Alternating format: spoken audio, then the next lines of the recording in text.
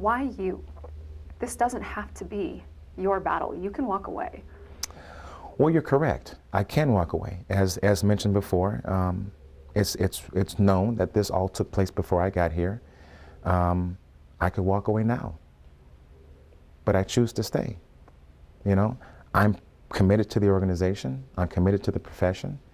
I feel that everything that all the experiences, all the opportunities throughout my career, personal, professional, academic, I feel that they have all culminated into this moment. And I don't believe anything happens by chance. This was supposed to be.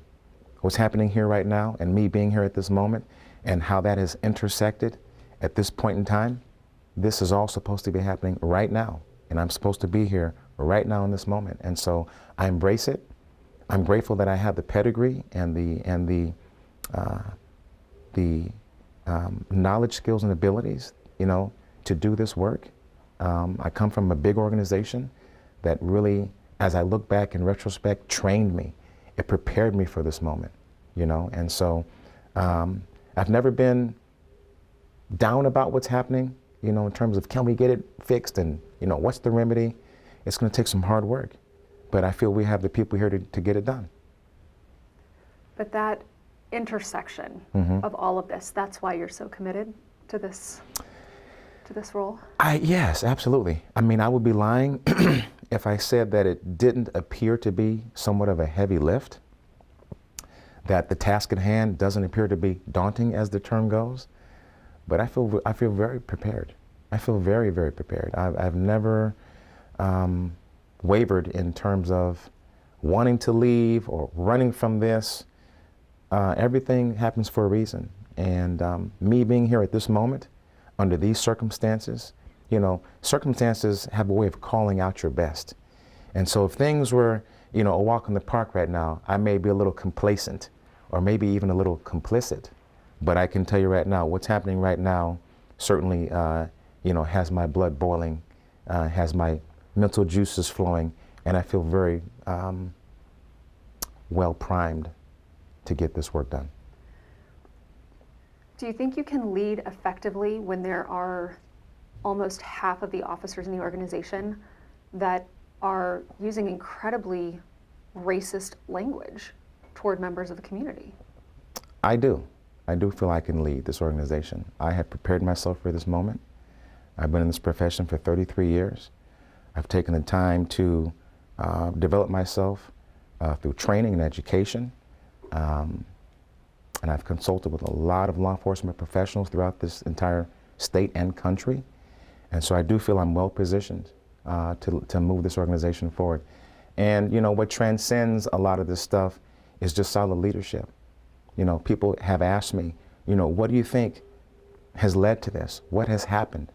That still remains to be seen. There's going to be some internal inquiries made here very shortly. I think it's common knowledge now. I've referred this investigation to an external entity to make certain we have some impartiality here. But ultimately, you know, this process will take its course. The organization will recover. And I have I'm very confident, rather, that we can right the ship. Did you ever fear that these officers might have been setting you up in some way or putting you in harm's way? And the reason I ask that is because of the specific comments that were made directed toward the mayor. You know what? That I don't know. And let me just digress very quickly and say, you know, the statements about the mayor are inexcusable. They're inexcusable. I mean, he is a public official. He's an elected official. And, you know, personal feelings and sentiments shouldn't get into, you know, how, you know, he's viewed, per se. And certainly, you know, knowing what we know now, what was stated in reference to him was completely inappropriate, completely inexcusable, and there's no place for that. There's no place for that here.